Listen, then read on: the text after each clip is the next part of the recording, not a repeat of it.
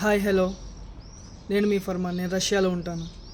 చాలామంది నన్ను పర్సనల్గా అడిగే క్వశ్చన్ ఏంటంటే ఆర్మీలో జాయిన్ చేస్తారంట కదా రష్యాలో వస్తే జాబ్స్ కోసం అని, ఇలా చాలా అపోహాలు ఉన్నాయి.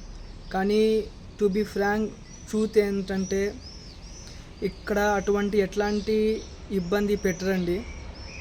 ఇక్కడ చాలా బయట మీరు షాపింగ్ మాల్స్లో చూసుకున్నా కానీ, బస్ స్టాండ్స్లో చూసుకున్నా కానీ, సపరేట్గా ఆర్మీలో జాయిన్ అవ్వండి, మీకు సంవత్సరానికి 57 lakhs రూబుల్స్, 55 lakhs రూబుల్స్ అని సపరేట్గా, ఇప్పుడు మన ఇండియాలో ఎలా అయితే యాడ్స్ ఇస్తారో ఇక్కడ కూడా అట్లాగే యాడ్స్ ఇస్తారండి.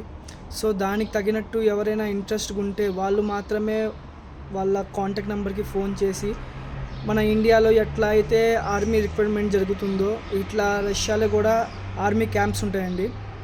సో అక్కడికి వెళ్తే వాళ్ళు మెడికల్ టెస్ట్, ఫిజికల్గా ఓకే అనుకుంటే, పర్ఫెక్ట్గా వాళ్ళ మెజర్మెంట్స్కి ఓకే ఉంటేనే జాయిన్ చేసుకుంటారండి. అంతేగాని ఇక్కడ జాబ్స్ కోసం, వర్క్ కోసం వచ్చిన వాళ్ళని బలవంతంగా పెట్టి ఆర్మీలో జాయిన్ చేసుకోవడం అట్లా ఏమి ఉండదు. ఎవరికి ఇష్టం ఉంటే వాళ్ళు వెళ్తారండి. నా తరపు నుంచి బెస్ట్ సజెషన్ ఏంటంటే, ఎవరు కూడా డబ్బులు కష్టపడి ప్రాణాలు కోల్పోవద్దు ప్లీజ్. ఎందుకంటే డబ్బులు ఈరోజు కాకపోయినా రేపైనా సంపాదించుకోవచ్చు.